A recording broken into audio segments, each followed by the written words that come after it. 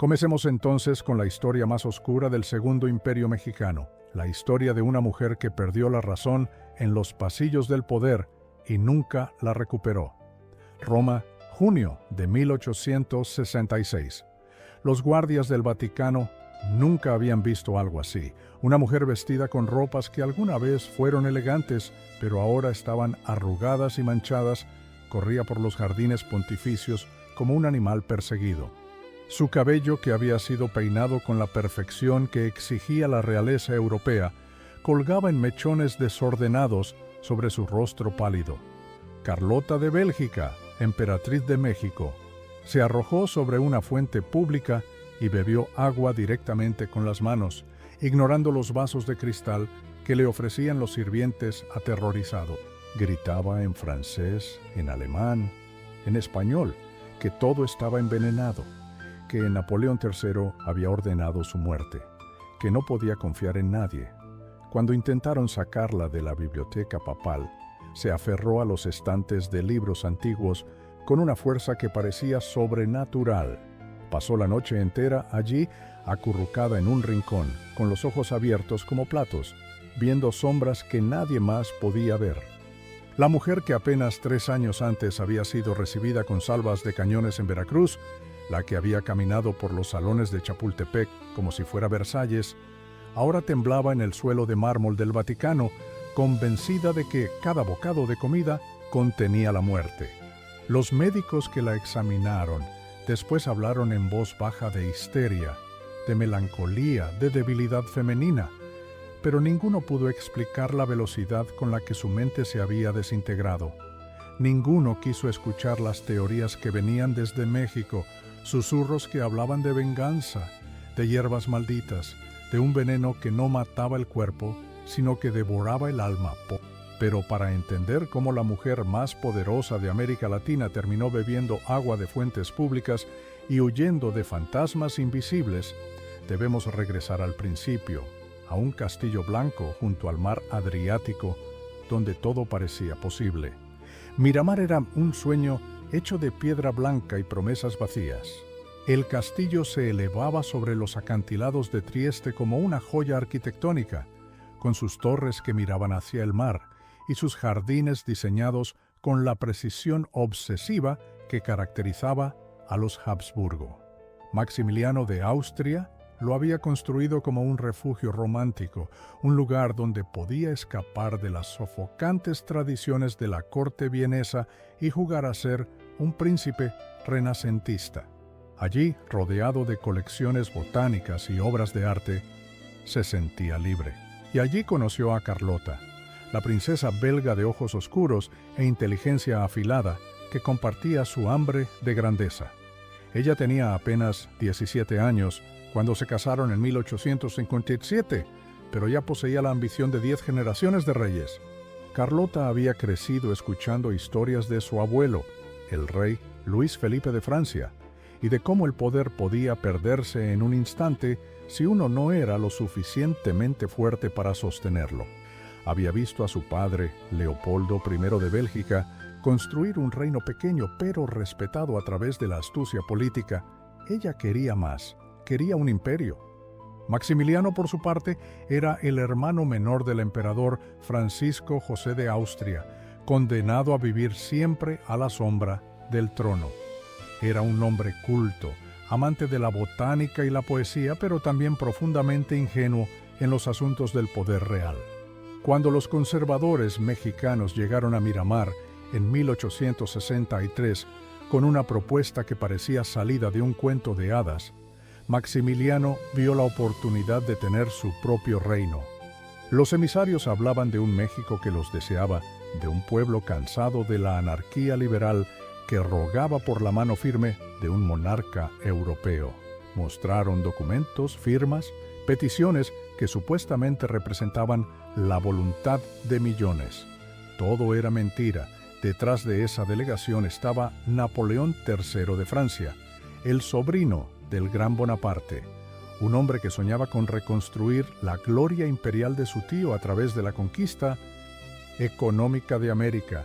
Necesitaba un títere en México, alguien lo suficientemente noble para dar legitimidad a la invasión francesa, pero lo suficientemente débil para ser controlado. Maximiliano era perfecto. Carlota, sin embargo, no era ninguna títere.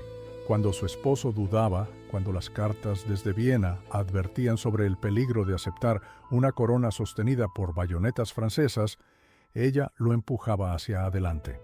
Un Habsburgo no rechaza un trono, le decía. Un Habsburgo no tiene miedo. En abril de 1864 firmaron el Pacto de Miramar, aceptando la corona de México bajo las condiciones impuestas por Napoleón. A cambio del apoyo militar francés, México pagaría una deuda astronómica y permitiría la explotación de sus recursos. Era un contrato colonial disfrazado de monarquía ilustrada. Carlota leyó cada cláusula, firmó cada documento con su letra elegante y precisa. Estaba convencida de que podrían transformar ese acuerdo leonino en un verdadero imperio, que su inteligencia y la bondad de Maximiliano conquistarían los corazones mexicanos. Nunca imaginó que México no era una página en blanco, esperando ser escrita por europeos, sino un país con memoria, con heridas abiertas, con un pueblo que había derramado sangre para expulsar a los españoles y que no iba a arrodillarse ante otro invasor solo porque éste usara corona. Cuando el barco Novara zarpó de Trieste, llevando al nuevo emperador y emperatriz hacia su destino, Carlota se paró en la cubierta mirando hacia el horizonte con los ojos brillantes de ambición. No sabía que estaba navegando hacia su propia destrucción, hacia un infierno verde que la devoraría viva. El desembarco en Veracruz el 28 de mayo de 1864 debería haber sido su primer aviso de que algo estaba terriblemente mal. El puerto era un horno húmedo donde el aire mismo parecía podrido. El olor a pescado descompuesto, a frutas fermentadas y a sudor humano golpeó a Carlota como una bofetada física. Ella, acostumbrada a los jardines perfumados de Miramar y a los salones ventilados de Bruselas, sintió que el estómago se le revolvía. Las calles estaban vacías. Los conservadores habían prometido multitudes celebrando, campanas repicando, alfombras de flores. En cambio, encontraron un silencio hostil, roto solo por el zumbido incesante de los mosquitos. Las pocas personas que se asomaban a las ventanas los miraban con ojos duros, sin expresión. Maximiliano, siempre optimista, lo interpretó como timidez. Carlota, más perspicaz, sintió el miedo trepar por su columna vertebral. Esto no era bienvenida, esto era rechazo. El viaje desde Veracruz hasta la Ciudad de México fue una pesadilla de 2 semanas. El calor era insoportable. Carlota, encerrada en un carruaje que se sacudía sobre caminos destruidos por años de guerra civil, sentía que el corsé la asfixiaba. El polvo entraba por todas las rendijas, cubriéndolo todo con una capa gris. En cada pueblo, los conservadores locales organizaban recepciones forzadas donde campesinos eran obligados a gritar vivas, que sonaban huecos. Carlota veía sus rostros y sabía que estaban actuando. Por las noches, cuando se detenían en haciendas o conventos, ella escuchaba los sonidos de la guerra en la distancia, disparos, gritos. Los liberales de Benito Juárez no habían aceptado la derrota. El gobierno republicano se había replegado al norte, pero seguía peleando. México estaba partido en dos, sangrando, y ellos llegaban pretendiendo unirlo con ceremonias y decretos. La fiebre amarela acechaba en cada rincón. Varios miembros de su séquito enfermaron antes de llegar a la capital. Uno murió vomitando sangre negra, con los ojos amarillos y la piel del color de la cera. Carlota lo vio desde la ventana de su habitación y tuvo que morderse el labio hasta sangrar para no gritar. Esto no era Europa. Esto era un continente que devoraba a los invasores, que los escupía de vuelta al mar o los enterraba en tumbas anónimas. Cuando finalmente llegaron a la Ciudad de México el 12 de junio, la recepción fue más elaborada. Los conservadores habían tenido tiempo de preparar un espectáculo. Arcos de flores, bandas militares, discursos grandilocuentes. Pero Carlota notó los detalles que otros ignoraban. Las sonrisas no llegaban a los ojos, los vivas sonaban mecánicos, y detrás de las multitudes organizadas, en las calles laterales, los indígenas que los miraban con una curiosidad y desprecio. Esa noche, cuando entraron al Palacio Nacional, un edificio enorme y frío que había sido la sede del poder desde los tiempos de los virreyes españoles, Carlota caminó por los pasillos de piedra y sintió el peso de los siglos. Aquí Cortés había caminado, aquí los aztecas habían sido humillados, aquí la sangre de conquistas anteriores había empapado cada baldosa, y ahora ella, una mujer belga de 24 años, pretendía gobernar este lugar. La arrogancia de esa idea la golpeó por primera vez con toda su fuerza, pero ya era demasiado tarde para retroceder. Maximiliano odiaba el Palacio Nacional, lo encontraba oscuro, opresivo, lleno de fantasmas coloniales. Así que decidieron mudarse a Chapultepec, el castillo en la colina que había sido retiro de los virreyes y que Maximiliano imaginaba que podría transformar en un Versalles mexicano. Gastaron fortunas que el país no tenía en renovaciones. Trajeron muebles de Europa, cortinas de seda, vajillas de porcelana con el escudo imperial recién diseñado.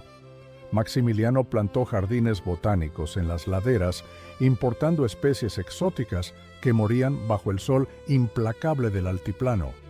Carlota supervisaba cada detalle con obsesión. Quería que Chapultepec fuera la prueba de que la civilización europea podía florecer en México. Estableció un protocolo de corte tan rígido como el de Viena, cenas formales con 12 cubiertos, bailes donde la aristocracia conservadora mexicana intentaba imitar los modales europeos con resultados que a veces eran cómicos y otras veces patéticos. Carlota presidía todo con una sonrisa fija, pero por dentro la soledad la carcomía. No tenía amigas reales. Las damas mexicanas la trataban con una mezcla de respeto forzado y resentimiento apenas disimulado. Las europeas que habían venido con ella se quejaban constantemente del clima, de la comida, de la distancia de casa. Carlota escribía cartas interminables a su abuela en Francia, a su padre en Bélgica, describiendo los éxitos del imperio. Pero entre líneas se podía leer la desesperación. Y luego estaba el problema de Maximiliano. El emperador pasaba cada vez más tiempo lejos de Chapultepec, viajando por el país en expediciones botánicas o visitando haciendas remotas. Oficialmente era para conocer a su pueblo. Extraoficialmente, todos sabían que tenía amantes. La más conocida era la Güera Rodríguez, una mujer de belleza legendaria que había sido amante de medio gobierno conservador. Pero había otras, sirvientas indígenas que desaparecían de Chapultepec embarazadas. Rumores de hijos bastardos escondidos en conventos. Carlota y Maximiliano dormían en habitaciones separadas. Él en el ala este del castillo, ella en el oeste. A veces pasaban días sin verse más que en las cenas oficiales, donde actuaban el papel de pareja imperial ante los invitados. La falta de un heredero se convirtió en una obsesión nacional. Los conservadores necesitaban desesperadamente un príncipe que asegurara la continuidad dinástica. Los médicos examinaron a Carlota, buscando explicaciones para su esterilidad. Algunos susurraban que el problema era de Maximiliano, que sus excesos juveniles habían dejado secuelas. Otros, más crueles, insinuaban que Carlota era estéril por castigo divino, que Dios no permitiría que una usurpadora tuviera hijos en tierra mexicana. La solución que encontraron fue grotesca. Adoptaron al nieto de Agustín de Iturbide, el primer emperador de México, que había sido fusilado décadas atrás. El niño tenía apenas 2 años. Lo arrancaron de los brazos de su madre con documentos legales y lo llevaron a Chapultepec para criarlo como príncipe heredero. Carlota se aferró a ese niño con una intensidad que asustaba a las niñeras. Lo vestía con ropas imperiales diminutas, lo paseaba por los jardines, le hablaba en francés sobre su futuro glorioso. Pero en las noches, cuando el niño dormía, Carlota caminaba sola por los pasillos interminables de Chapultepec, escuchando el viento que bajaba de las montañas y sintiendo que algo en su interior se estaba rompiendo. Y fue en esos pasillos, en esas noches de soledad absoluta, donde comenzó a notar cosas extrañas. Un sabor amargo en el chocolate que le servían antes de dormir. Dolores de cabeza que llegaban sin aviso y la dejaban ciega durante horas. Sueños tan vívidos que al despertar no sabía si habían sido reales o no. Sueños donde las paredes de Chapultepec sangraban, donde las sirvientas indígenas la miraban con ojos que brillaban en la oscuridad, donde una voz susurraba en náhuatl palabras que ella no entendía pero que la llenaban de terror. Existe una leyenda en México que pocos historiadores se atreven a mencionar en sus libros académicos, pero que se cuenta en voz baja en los mercados y en las cocinas de las casas viejas. Dicen que Carlota no enloqueció por la presión política ni por el abandono de su esposo.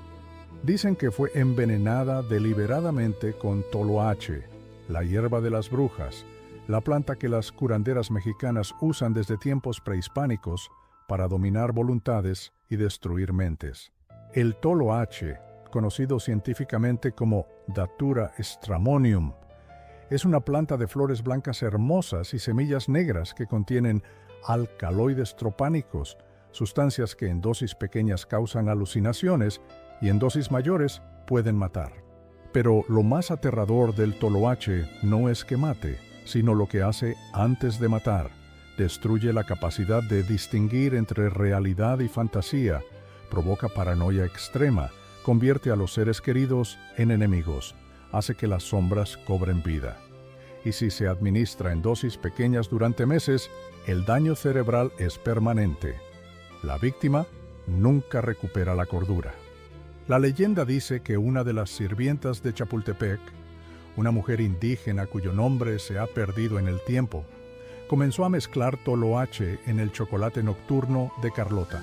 Los motivos varían según quien cuente la historia. Algunos dicen que era venganza personal, que la mujer había sido amante de Maximiliano y había sido desechada cuando quedó embarazada. Otros dicen que era parte de una conspiración más grande, que los liberales habían infiltrado el palacio y buscaban destruir el imperio desde dentro sin derramar sangre, simplemente volviendo loca a la emperatriz. Hay quienes afirman que fue brujería pura, que las curanderas del Valle de México habían maldecido a los invasores europeos y que el toloache era solo el vehículo físico de esa maldición.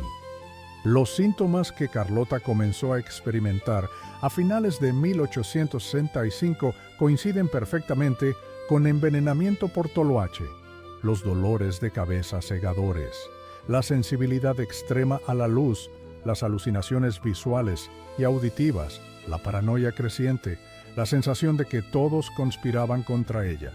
Los médicos europeos que la atendían no tenían ni idea de qué buscar. No conocían las plantas americanas ni sus efectos. Atribuían todo a histeria femenina, a debilidad nerviosa, a la altitud de la Ciudad de México.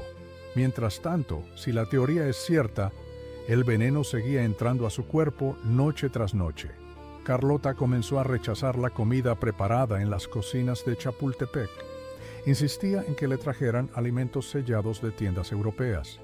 Pero el chocolate, su debilidad, su consuelo nocturno, seguía llegando a su habitación preparado por las mismas manos. Y ella seguía bebiéndolo, porque era lo único que la ayudaba a dormir en ese castillo que cada vez le parecía más una prisión. Para principios de 1866, Carlota ya no era la misma mujer que había llegado a México. Su rostro, que había sido hermoso, con esa belleza aristocrática de pómulos altos y ojos inteligentes, ahora estaba demacrado. Había perdido peso de forma alarmante. Sus manos temblaban constantemente y sus ojos, esos ojos oscuros que antes brillaban con ambición, ahora tenían una mirada vidriosa, como si estuviera viendo cosas que nadie más podía ver. Los sirvientes comenzaron a tenerle miedo. La escuchaban gritar en sus habitaciones en medio de la noche. La encontraban caminando descalza por los jardines al amanecer, hablando sola en idiomas mezclados. Una vez, durante una cena oficial, Se levantó de la mesa en medio del plato principal y acusó al embajador francés de intentar envenenarla, arrojándole su copa de vino a la cara. Maximiliano estaba aterrorizado, pero también profundamente molesto. La locura de su esposa era un problema político, hacía que el imperio pareciera débil, inestable, y justo en ese momento, cuando más necesitaban proyectar fuerza, llegaron las noticias que terminarían de destruir todo. Napoleón III estaba retirando las tropas francesas de México. La traición de Francia fue el golpe final. Napoleón había prometido apoyo militar indefinido, pero la presión de Estados Unidos, recién salido de su guerra civil y furioso por la violación de la doctrina Monroe, lo obligó a reconsiderar. Además, en Europa se avecinaban problemas con Prusia. Francia necesitaba a sus soldados en casa. Los conservadores mexicanos, que habían sostenido el imperio solo gracias a las bayonetas francesas, entraron en pánico. Sin el ejército francés, los liberales de Juárez arrasarían con todo. Le suplicaron a Maximiliano que abdicara, que huyera mientras aún había tiempo. Maximiliano, por primera vez en su vida, estuvo de acuerdo. Quería renunciar, regresar a Europa, admitir que el experimento había fracasado. Pero Carlota se negó con una ferocidad que asustó a todos los presentes. Un Habsburgo no renuncia, gritó. Un Habsburgo no huye como un cobarde. Si Napoleón los traicionaba, ella iría personalmente a Europa a exigir que cumpliera sus promesas. Convencería al Papa, al emperador de Austria, a su propio padre. Conseguiría el apoyo que necesitaban. Maximiliano, débil ante la voluntad de hierro de su esposa, incluso cuando esa voluntad estaba fracturada por la locura, aceptó. En julio de 1866, Carlota abordó un barco en Veracruz rumbo a Europa. Llevaba con ella un séquito reducido y una maleta llena de documentos que probaban, según ella, que México deseaba el imperio. Maximiliano se quedó en Chapultepec, prometiendo resistir hasta que ella regresara con refuerzos. Fue la última vez que se vieron. El viaje en barco fue una tortura. Carlota estaba convencida de que los marineros eran asesinos enviados por Napoleón. Se negaba a salir de su camarote. No comía nada que no hubiera sido probado primero por sus damas de compañía. Pasaba las noches en vela, escuchando pasos en el pasillo que nadie más oía. Escribió cartas frenéticas a Maximiliano, describiendo complots imaginarios, advirtiendo sobre venenos en el agua, suplicando que no confiara en nadie. Cuando llegó a París en agosto, estaba irreconocible. La mujer elegante que había partido de Miramar 2 años atrás, ahora parecía un espectro. Su ropa estaba arrugada, su cabello mal peinado, y sus ojos, esos ojos que habían visto demasiado, miraban a todos con sospecha. La reunión con Napoleón III fue un desastre. Carlota irrumpió en las Tullerías sin cita previa, exigiendo audiencia. Cuando finalmente la recibieron, comenzó a gritar acusaciones. Lo llamó traidor, cobarde, asesino. Napoleón, incómodo ante esa mujer que claramente había perdido la razón, intentó calmarla con promesas vagas. Carlota no se dejó engañar. Sabía que estaba mintiendo, sabía que México estaba condenado. Y en ese momento, algo dentro de ella se rompió definitivamente. Huyó del palacio convencida de que Napoleón había ordenado su asesinato. Se refugió en un hotel, pero tampoco allí se sentía segura. Veía veneno en cada plato, asesinos en cada sombra. Sus damas de compañía, desesperadas, enviaron telegramas urgentes a Bélgica pidiendo ayuda. Carlota decidió ir a Roma a pedirle protección al Papa Pío IX. Si el representante de Dios en la tierra la acogía, estaría a salvo. Llegó al Vaticano en septiembre de 1866 y allí ocurrió la escena con la que comenzamos esta historia. La emperatriz de México, reducida a un animal aterrorizado, bebiendo agua de fuentes públicas y gritando sobre complots que solo ella podía ver. El Papa, conmovido pero también horrorizado, ordenó que la atendieran los mejores médicos, pero ya era demasiado tarde. La mente de Carlota se había ido a un lugar del que nunca regresaría. Mientras Carlota colapsaba en Europa, Maximiliano enfrentaba su destino en México. Sin el apoyo francés, el imperio se desmoronó en cuestión de meses. Las tropas liberales avanzaban desde el norte como una marea imparable. Los conservadores huían o cambiaban de bando. Maximiliano, atrapado en Querétaro, con un puñado de soldados leales, sabía que el final estaba cerca. Pudo haber escapado. Hubo oportunidades, sobornos ofrecidos, caballos preparados en la oscuridad. Pero algo en él, tal vez el orgullo Habsburgo que Carlota había invocado tantas veces, tal vez simple cansancio, lo hizo quedarse. Fue capturado en mayo de 1867. El juicio fue rápido y el veredicto inevitable. Benito Juárez, el presidente republicano, rechazó todas las peticiones de clemencia que llegaron desde Europa. Maximiliano había invadido México con un ejército extranjero. Había derramado sangre mexicana para sostener un trono ilegítimo. La ley era clara: muerte por fusilamiento. El 19 de junio de 1867, al amanecer, Maximiliano fue llevado al Cerro de las Campanas junto con 2 de sus generales. Cuentan que enfrentó la muerte con dignidad. Repartió monedas de oro entre los soldados del pelotón de fusilamiento, pidiéndoles que apuntaran bien. Sus últimas palabras, según los testigos, fueron en español, el idioma que había intentado aprender para ganarse a un pueblo que nunca lo aceptó. Voy a morir por una causa justa, la de la independencia y la libertad de México. Que mi sangre selle las desgracias de mi nueva patria. ¡Viva México! Las balas destrozaron su pecho. Cayó en el polvo mexicano, lejos de los jardines de Miramar, lejos de las cortes europeas donde había nacido. Su cuerpo fue embalsamado y eventualmente devuelto a Austria, donde fue enterrado en la cripta imperial de Viena, junto a generaciones de Habsburgos. Pero su corazón, dicen algunos, quedó en México, enterrado en algún lugar secreto por alguien que creyó que merecía descansar en la tierra que había intentado. Carlota no supo nada de esto. Cuando su familia finalmente logró llevarla de regreso a Bélgica, tomaron una decisión que hoy nos parece cruel, pero que en ese momento consideraron misericordiosa. No le dijeron que Maximiliano había muerto. Decidieron mantenerla en la ilusión de que su esposo seguía vivo, que simplemente estaba lejos, ocupado con asuntos de Estado en México. Le mostraban cartas falsas, supuestamente escritas por él. Le hablaban de sus viajes imaginarios. Y Carlota, en su locura, lo creyó. O tal vez una parte de ella sabía la verdad, pero eligió vivir en la mentira porque la realidad era demasiado dolorosa para soportar.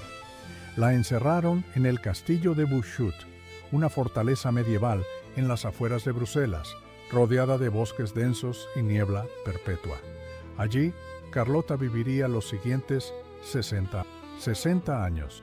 60 años de locura, de vivir en un pasado que nunca existió, de esperar a un hombre que llevaba décadas pudriéndose en una tumba vienesa.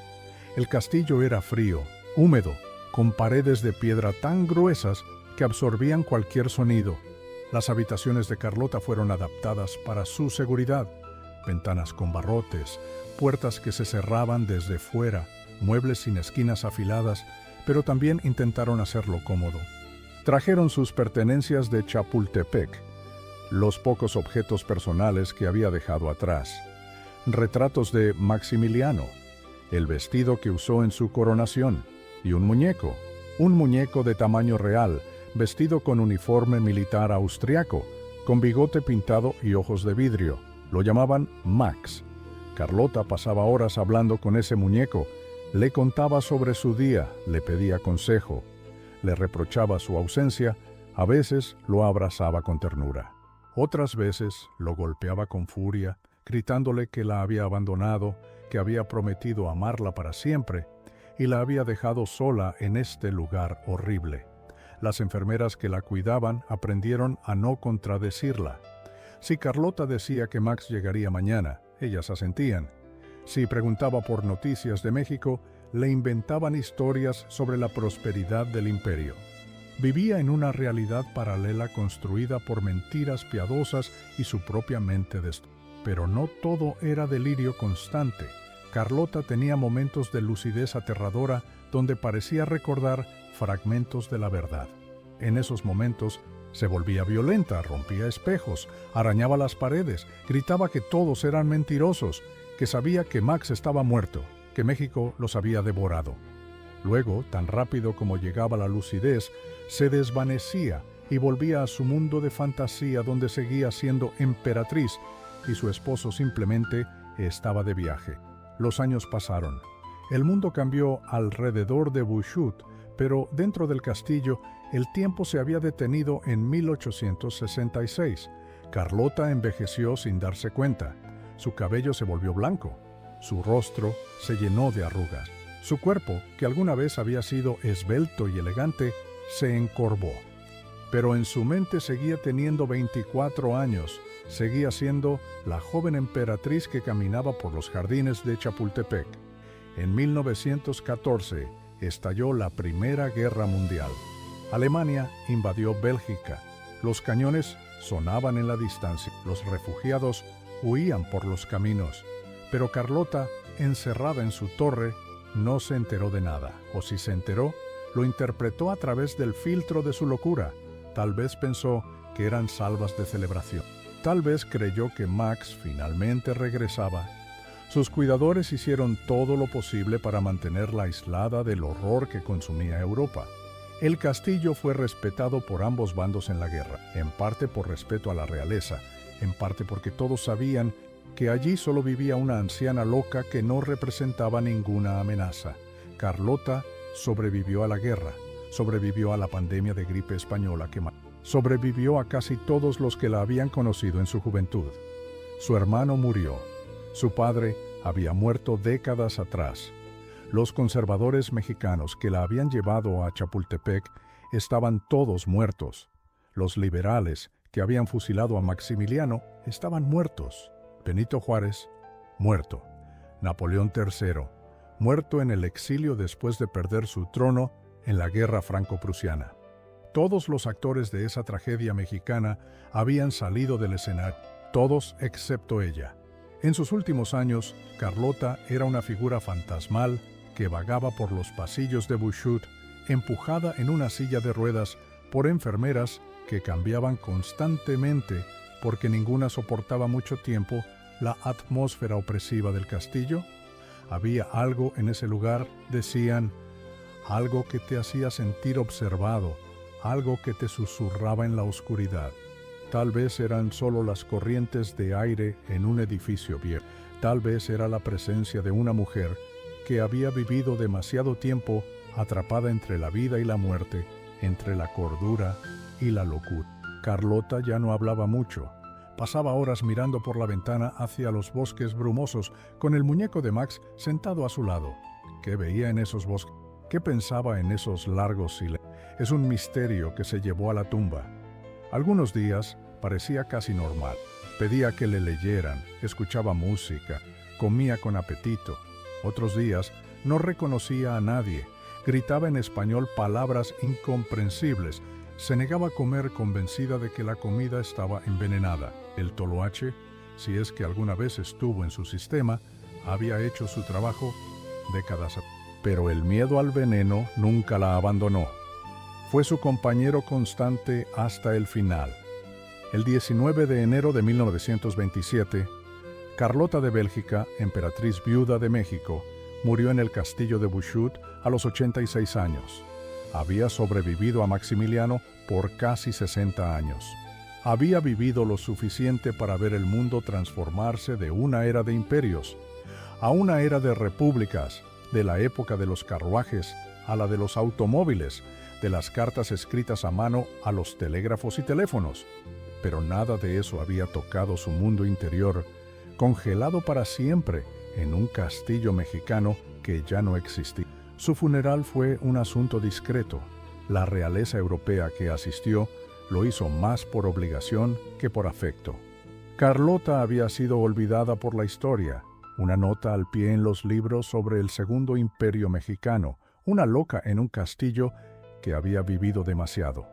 Fue enterrada en la cripta real de Laeken, en Bruselas, lejos de Maximiliano, separados en la muerte como habían estado separados en vida. Pero la historia no termina con su entierro. El castillo de Buchut quedó vacío después de su muerte. Durante años, nadie quiso vivir allí. Los lugareños decían que estaba embrujado, que por las noches se podían escuchar gritos en español, que una figura blanca caminaba por los pasilones buscando algo que nunca encontraría. Eventualmente fue convertido en un jardín botánico, una ironía cruel, considerando la obsesión de Maximiliano por la botánica. Hoy los visitantes caminan por los jardines sin saber que están pisando el lugar donde una emperatriz pasó 60 años perdida en su propia mente. En México, Carlota se convirtió en leyenda. La llaman la emperatriz loca, un personaje de terror romántico que aparece en corridos, en obras de teatro, en películas. Algunos la ven como víctima, una mujer destruida por la ambición de los hombres que la rodeaban. Otros la ven como villana, una invasora europea que intentó imponer su voluntad sobre un pueblo que no la quería. Pero la teoría del toloache persiste, susurrada en los mercados donde todavía se vende la hierba para pócimas de amor y venganza. Las curanderas ancianas, cuando se les pregunta, sonríen con conocimiento y dicen que México tiene sus propias formas de defenderse, que la tierra misma rechaza a quienes vienen a conquistarla, que el toloache es solo una de las muchas armas que la naturaleza americana tiene contra los invasores. Hay quienes dicen que Carlota fue castigada por su arrogancia, por creer que podía gobernar un país cuya lengua apenas hablaba, cuya historia no conocía, cuyo pueblo despreciaba. Otros argumentan que fue víctima de una conspiración política, que la envenenaron deliberadamente para debilitar el imperio desde dentro. Los historiadores académicos rechazan la teoría del toloache como folclore sin evidencia. Señalan que Carlota tenía antecedentes de inestabilidad mental en su familia, que su abuela había mostrado signos de locura, que probablemente sufría de lo que hoy diagnosticaríamos como esquizofrenia o trastorno bipolar exacerbado por el estrés extremo. Pero la falta de evidencia científica no ha matado la leyenda, porque la leyenda es más poderosa que los hechos. La leyenda habla de una verdad más profunda, de cómo México devora a sus conquistadores, de cómo la tierra americana tiene memoria y cobra venganza. Cortés murió olvidado y pobre en España. Maximiliano fue fusilado en un cerro polvoriento. Carlota perdió la razón y pasó 60 años en un infierno personal. Todos los que intentaron dominar México terminaron destruidos de una forma u otra. Y entonces surge la pregunta que nadie puede responder con certeza. ¿Fue realmente Toloache lo que destruyó la mente de Carlota o fue simplemente el peso insoportable de ver su sueño de grandeza convertirse en pesadilla, de ser traicionada por todos en quienes confió, de perder a su esposo y su imperio en cuestión de meses? ¿Fue veneno botánico o veneno psicológico? ¿Fue brujería o fue simplemente la realidad aplastante de haber apostado todo a una fantasía y haberlo perdido? Tal vez nunca lo sabremos. Tal vez ambas cosas son ciertas. Tal vez el toloache fue real, administrado por manos que buscaban venganza. Y tal vez ese veneno físico simplemente aceleró un colapso mental que de todas formas era inevitable. Lo que sí sabemos es que Carlota pagó el precio más alto de todos los involucrados en esa aventura imperial. Maximiliano al menos tuvo el alivio de una muerte rápida. Carlota vivió 60 años en un limbo, entre la vida y la muerte, entre la cordura y la locura, entre el pasado glorioso que nunca existió realmente y un presente que se negaba a aceptar. 60 años hablando con un muñeco, 60 años esperando a un hombre que nunca volvería, 60 años atrapada en un castillo frío y húmedo, lejos del sol mexicano que tanto la había aterrorizado, pero que al menos era real, era tangible, era vida. En los archivos de Buchot, guardados bajo llave y raramente mostrados al público, hay diarios escritos por las enfermeras que cuidaron a Carlota en sus últimos años. En esos diarios, entre las anotaciones médicas rutinarias sobre medicamentos y comidas, hay fragmentos perturbadores. Una enfermera escribió que Carlota a veces hablaba en náhuatl, el idioma azteca, pronunciando palabras que no podía haber aprendido. Otra anotó que la anciana emperatriz tenía pesadillas recurrentes donde describía con detalle aterrador los sacrificios humanos en el Templo Mayor, eventos que habían ocurrido siglos antes de su nacimiento. Una más reportó que Carlota insistía en que podía ver a los niños muertos de Maximiliano, los hijos bastardos que él había tenido con mujeres mexicanas, parados en las esquinas de su habitación, mirándola con ojos acusadores. Eran alucinaciones por su efectos de una mente destrozada. O tal vez, si uno cree en las cosas que la ciencia no puede explicar, eran algo más. Tal vez México nunca la dejó ir. Tal vez la maldición que las curanderas habían lanzado sobre los invasores europeos la siguió a través del Atlántico y se instaló en Bushut, convirtiendo el castillo en una extensión del infierno que había vivido en Chapultepec.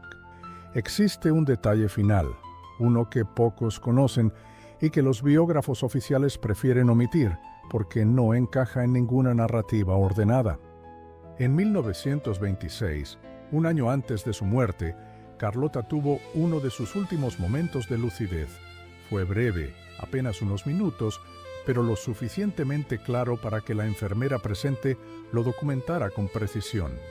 Carlota, que llevaba semanas sin hablar coherentemente, de repente se enderezó en su cama, miró directamente a la enfermera con ojos que por primera vez en décadas parecían ver realmente, y dijo en español perfecto: «México me comió viva».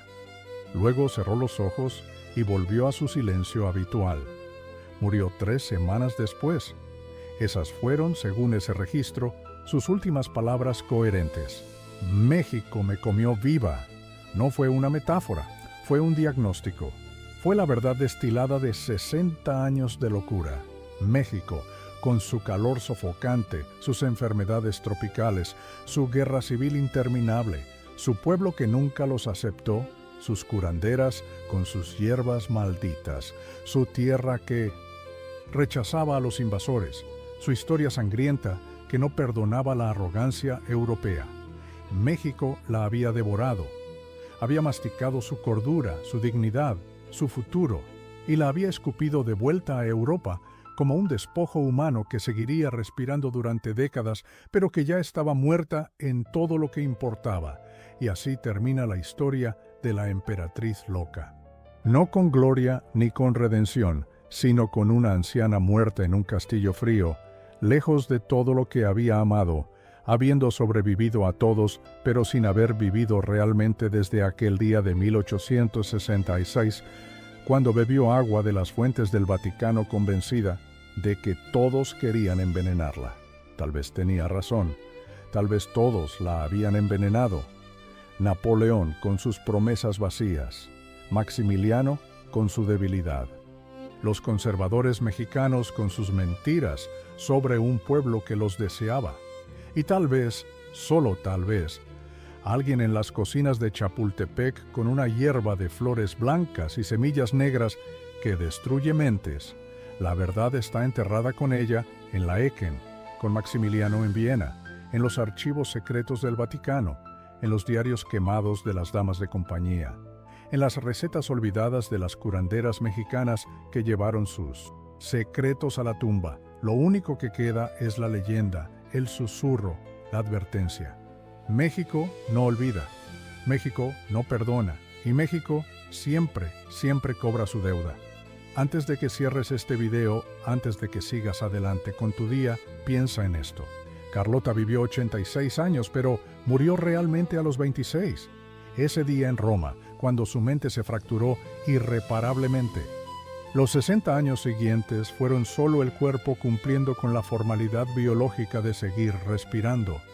¿Cuántas veces crees que en esos 60 años tuvo momentos de claridad, donde recordaba quién había sido, donde entendía la magnitud de lo que había perdido, solo para que la locura la arrastrara de vuelta a su mundo de fantasía antes de que el dolor la matara. ¿Cuántas veces murió internamente en ese castillo? ¿Cuántas veces deseó que las balas que mataron a Maximiliano la hubieran matado a ella también? Si esta historia te perturbó, si te hizo sentir algo, apoya este trabajo con tu like. Suscríbete porque hay más historias enterradas en los archivos oscuros de América Latina, historias que los libros de texto prefieren olvidar, pero que necesitan ser contadas. Y comparte este video con alguien que crea que conoce la historia de México, porque te garantizo que no conoce esta versión, la versión que se cuenta en voz baja, la versión del toloache y la venganza, la versión donde los conquistadores siempre pierden al final. Nos vemos en la próxima investigación, si te atreves.